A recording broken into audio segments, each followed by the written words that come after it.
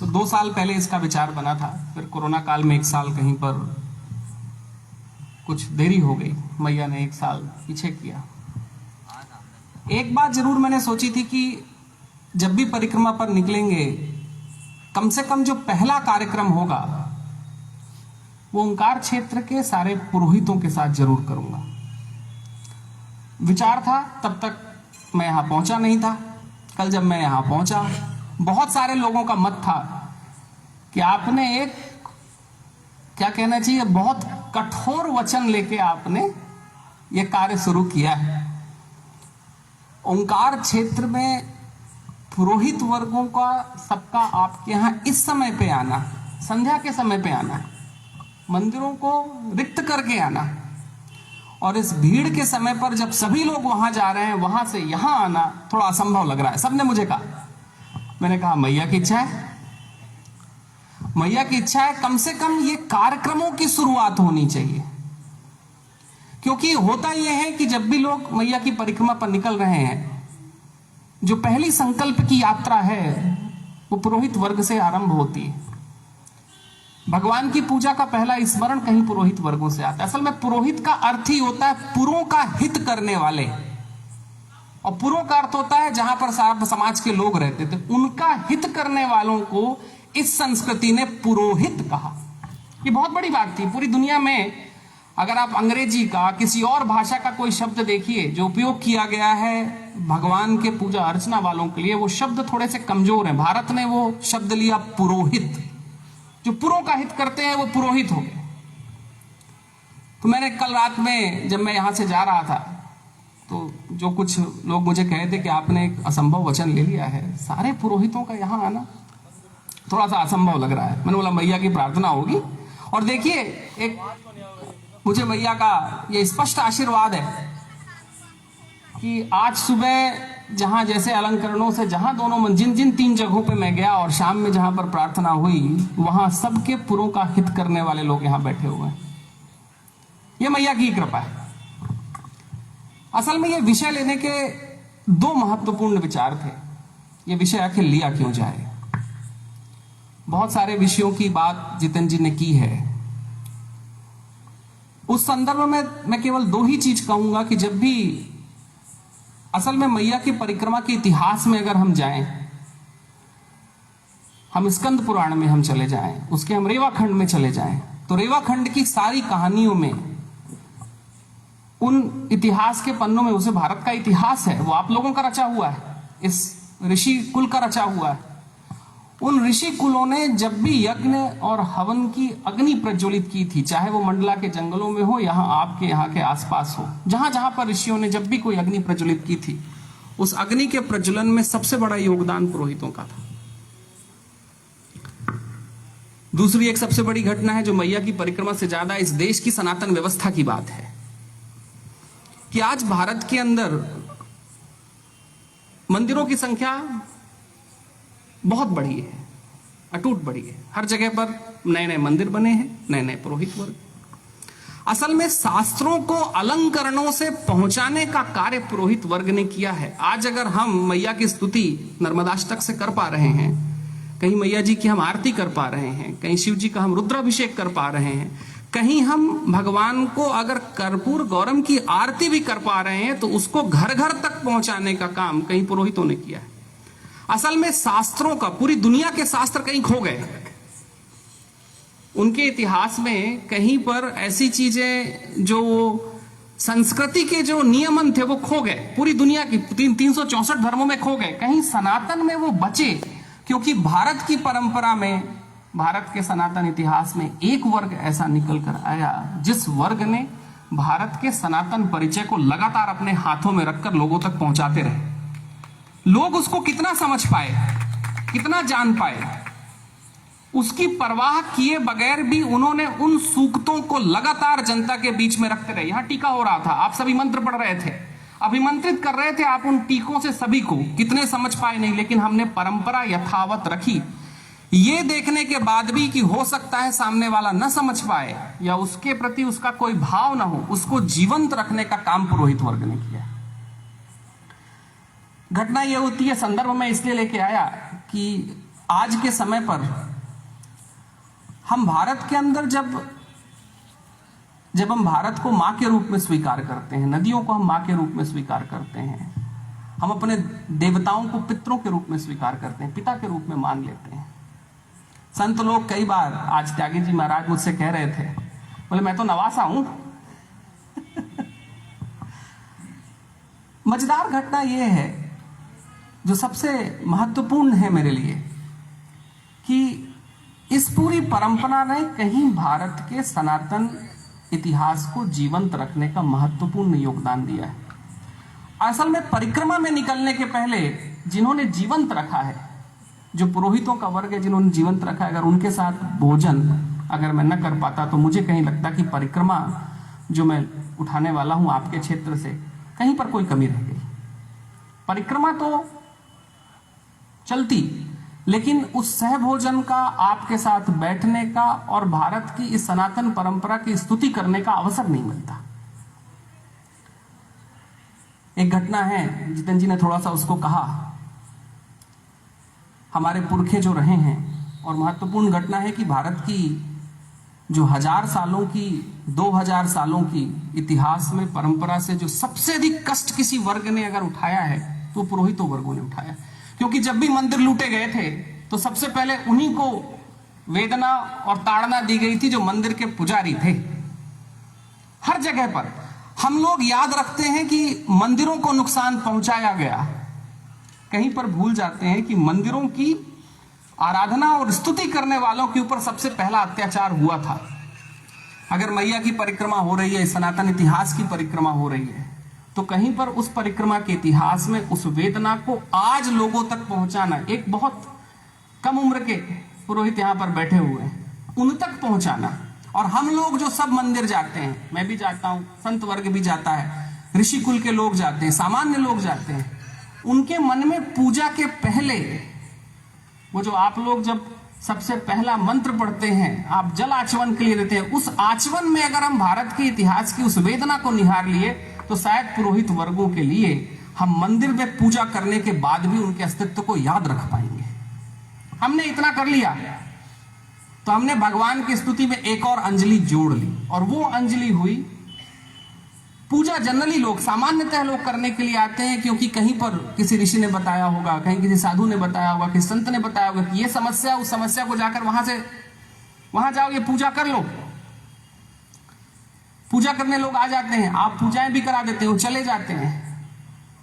स्मृति कहीं खो जाती है कि उस परमात्मा और उस समस्या के बीच जो संधि को तोड़ने या संधि को जोड़ने, दोनों के कारक जो बने थे वो पुरोहित वर्ग थे।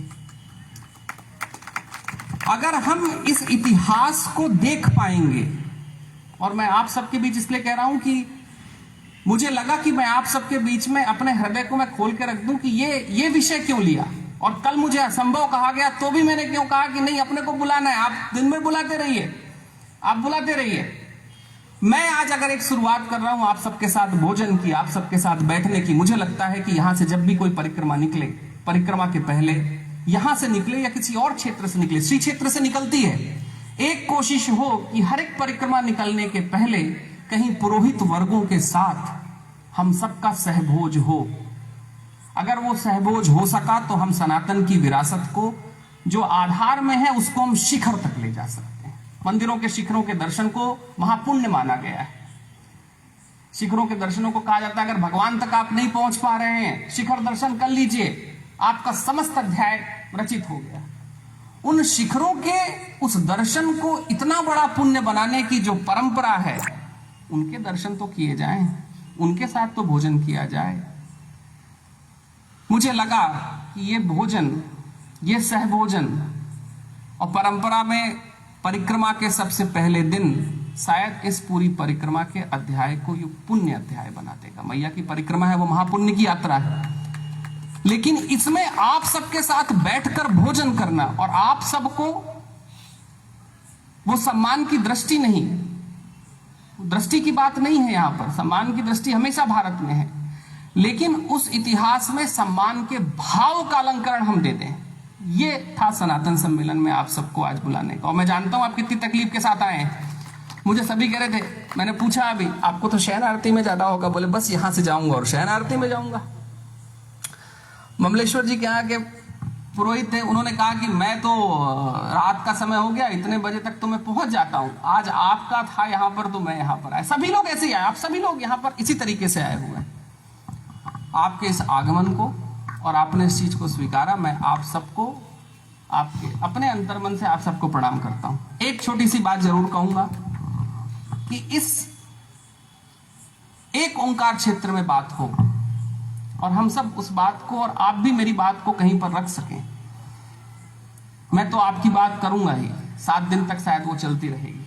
इसीलिए आज पहला निर्णय था कि पहला भोजन आप सबके साथ। एक बात और है जो मुझे हमेशा लगी पुरोहित वर्गों के साथ, कि जिन्होंने सनातन इतिहास के जो संस्मरण हैं, जिन्हें हम शास्त्र कहते हैं, जहां से परमात्मा का भाव, मंत्र की स्तुति, कहीं उसकी वाणी का संचार जो हम करते हैं, एक दूसरी जो हम संधि कराते हैं, पूजा हम जब कराते हैं, और तीसरी एक बड़ी महत्वपूर्ण बात होती है कि भक्त के हृदय में भगवान के भाव को प्रकट करने वाले सबसे प्रथम गुरु आप ही हैं। सबसे प्रथम गुरु आप ही लोग हैं। पुरोहित वर्ग ही है जिन्होंने प्रथम गुरु की काम, जो भगवान की कामना को प्रकट कर देता है। जब बच्चे का कंछेदन हो रहा होता है, जब कहीं मुंडन हो रहा होता है, जब उसको भगवान के बारे में शायद केवल अपने माँ बाप से ही सुन के रखा होगा, जब उसके यज्ञोपवीत संस्कार होते हैं, जिन घरों में होते हैं, जब घरों पर यज्ञ और हवन होते हैं, जब कहीं घरों में लोग प्रवेश करते हैं और गृह प्रवेश की जो भूमिका बनती है, वहां जो छोटे छोटे बच्चे होते हैं, लोगों के हृदय में पहले ही भगवान की अस्मिता को बिठाने वाले प्रथम गुरु आप हैं। और उन प्रथम गुरुओं के साथ अगर ऋषि कुल साथ में बैठकर, संत कुल साथ में बैठकर, उस संभाव के साथ प्रथम गुरु, मैं प्रथम गुरु इसलिए कह रहा हूं, शायद कहना बहुत अनुचित लगे, लेकिन प्रथम गुरु इसलिए क्योंकि वही थे जिन्होंने भगवान से पहला आत्म परिचय कराया था, दूसरा भगवान के दर्शन कराता है। आप सभी प्रथम गुरुओं को आज के दिन कोई लंबी बात और नहीं करूंगा, शायद आप सभी लोगों को अपने अपने मंदिरों की ओर लौटना है। यही कहूंगा कि शायद ओंकार क्षेत्र में आप सबके बीच में, इन सारे मंदिरों से और श्री क्षेत्र से आए हुए, एक परंपरा यहां पर हो कि जब भी कोई परिक्रमा उठे तो हम सब कह सकें, हम बता सके परिक्रमा उठाने वाले को कि प्रथम गुरु के साथ प्रथम भोजन शायद परिक्रमा का एक अध्याय हो, और यह अध्याय हुआ तो परिक्रमा का पुण्य महापुण्य बनता चला जाएगा। आप सभी के हृदय में बैठे हुए परमात्मा को प्रणाम करता हूं। नर्मदे हर।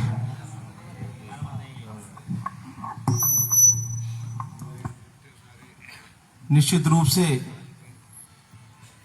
पूज्य गुरुदेव के इस मार्गदर्शन ने हमको इस विषय से और अधिक गहराइयों से जोड़ा है। मैं आप सबको बताना चाहता हूं, जहां तक मेरा अपना अध्ययन है, गुरुदेव का अधिकांश जीवन का जो समय वो भारत से बाहर के देशों में ज्यादा रहा है, गुजरा है, चाहे वो अध्ययन के दौरान हो या अध्ययन के बाद अन्य व्यवसायिक दृष्टि से।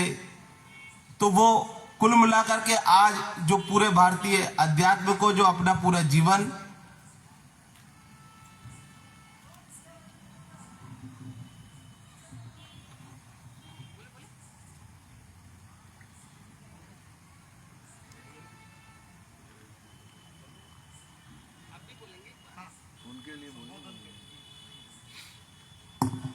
तो मैं बता रहा था आपको कि पूज्य गुरुदेव का जीवन अधिकांश भारत के बाहर के देशों में ही किन्हीं कारणों से मैंने बताया है कि गुजरा है। कहीं ना कहीं हम लोग समझ पा रहे हैं कि कहीं ये एक व्यवस्था रही होगी पुरोहितों की ही, वो संस्कार रहे होंगे जो जन्म से गुरुदेव के जीवन में पड़े और पूरा जीवन गुरुदेव का भारतीय अध्यात्म को समर्पित हुआ, सनातन अध्यात्म को समर्पित हुआ। निश्चित रूप से इस व्यवस्था के कारण ही वो संभव हो पाया है।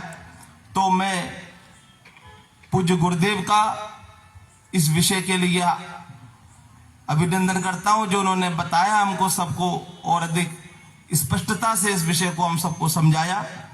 मैं हमारे मध्य में उपस्थित हैं आचार्य श्री से निवेदन करता हूं कि वे कुछ हम सबको आशीर्वचन देना चाह रहे हैं। मैं आचार्य श्री से निवेदन करता हूं वे आशीर्वचन के रूप में हमको कुछ बोला।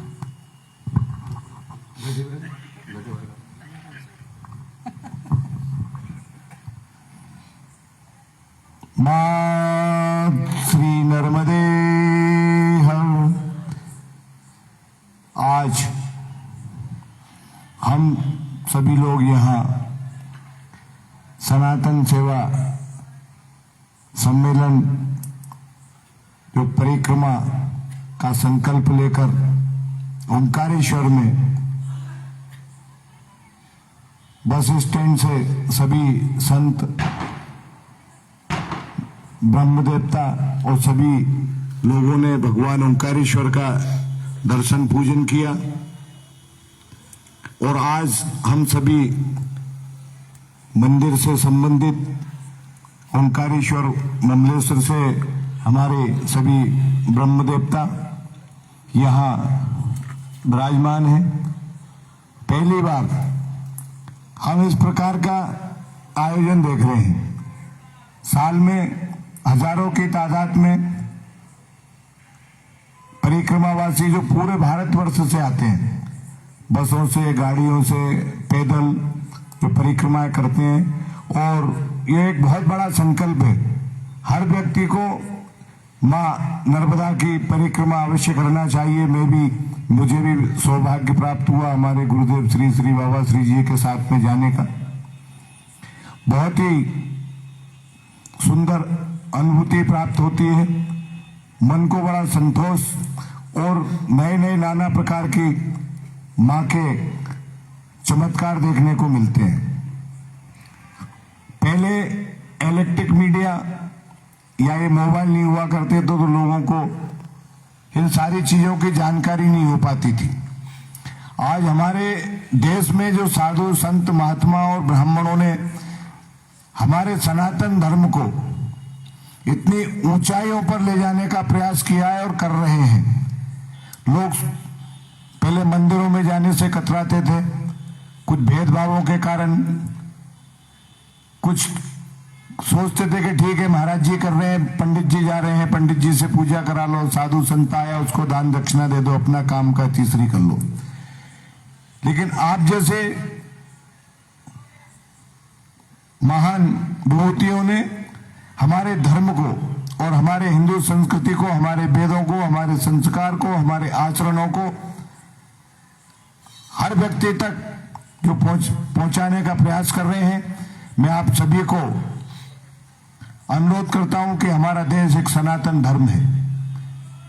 मां नर्मदा एक ऐसी हमारी जीवन दायिनी है जो पूरे भारतवर्ष को हर प्रकार से शक्ति प्रदान करती है। पहले ओंकारेश्वर में या धावड़ी कुंटा तो जो हमारे देश में जो शिव मंदिर बने हुए भगवान के, उनके जो स्थापना होती थी भगवान के, वो यहीं से जाते थे।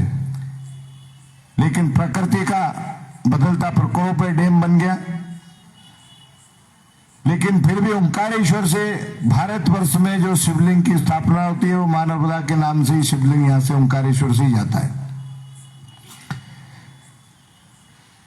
मुझे काफी लोगों से जानकारी मिली कि आपका यहाँ 7 दिवसीय कार्यक्रम है। ब्राह्मणों से संबंधित मंदिर, नाभिक, संत महात्मा सभी लोगों से आप यहाँ सत्संग करेंगे। तो इस प्रकार का जो आयोजन हो रहा है हमारे नगर में, देखने में पहली बार ही हो रहा है। यहाँ पर हम बड़े सौभाग्यशाली हैं कि आप जैसी महान विभूतियों के साथ में सानिध्य यहाँ बैठने को, भोजन प्रसाद पाने का और हमें जो सम्मान आप लोगों के द्वारा मिल रहा है। हम मां नर्मदा और परमपिता ओंकारेश्वर भगवान से प्रार्थना करते हैं कि मां आपको इतनी शक्ति प्रदान करे कि हमारे धर्म को और हमारे धर्म प्रेमी जनता की आत्मा तक आपकी आवाज को बुलंदियों तक पहुंचाए। हमारे धर्म और संस्कार और संस्कृति को, वेदों को और ब्राह्मणों के बारे में जो आपने जो सोचा वाकई में सत्य है। यहाँ तो ठीक है, ओंकारेश्वर है, ज्योतिर्लिंग है, यात्रियों का आवागमन होता रहता है। आप जैसे लोग आते हैं, उससे हमारी परिस्थितियां आई, लेकिन हम लोगों ने उससे बहुत सख्ती से लड़के और हमारा वो बुरा समय निकाल लिया। लेकिन लोगों की एक जो हीन भावना हमारे ब्राह्मण समाज के प्रति, जो लोगों की और नफरत के भाव से जो हमको जो लोग देख रहे हैं, लेकिन धन्य है हम लोग कैसे आज हमारे भारतवर्ष में ऐसे कई आप जैसे महापुरुष हो गए हैं, जो लोगों को खुले मंच से बोलते हैं कि कहीं भी जाओ ब्राह्मणों का आदर करो, ब्राह्मणों का सम्मान करो, कहीं भी जाओ देव स्थान पे कुछ ना कुछ भेंट करो, पूजा कराओ, पाठ कराओ। ब्राह्मण को हमेशा उस दृष्टि से लोग देखने लग पड़े कि ठीक है, पंडित जी आए, शादी कराई, उनने का दे दो 1100 रुपये, पूजा कराई उनने दे दो 5100, एक मतलब एक ठेकेदारी की प्रथा के उनने के ध्वज के रूप में उसको करने लग पड़े। लेकिन विगत अभी 5-10 साल से हम देख रहे हैं कि हमारे जो अच्छे संत महात्मा और जो वेदाचार जो अपने मुखारबिंद से जहां भी जो आयोजन करते हैं ब्राह्मणों के प्रति, वो अपने अच्छे उद्गार उत्पन्न करते हैं। कुछ समाजों में अभी भी हम लोगों को थोड़ा सी दूसरी दृष्टि से देखा जाता है, लेकिन हमारी वैदिक परंपरा के अनुसार हमारे सब भाई लोगों ने अभी धर्म और संस्कृति को बचा के रखा है। और आप लोग जैसे संस्कारी और धर्म को जागृत करने वाले लोग अभी इस धरती पर विराजमान हैं। हम मां नर्मदा मैया ओंकारेश्वर भगवान से प्रार्थना करते हैं कि आप इसको ऊंचाइयों पे ले जाएं और मां नर्मदा आपको बहुत शक्ति प्रदान करे, और हम जैसे अंतिम व्यक्ति तक जो पुरोहित, पंडा, पुजारी जो भी हो, उस सम्मान की दृष्टि से आपके जो भाव हैं, मैं आपको ओंकारेश्वर नगर की ओर से आपको कोटि कोटि धन्यवाद और प्रणाम करता हूं।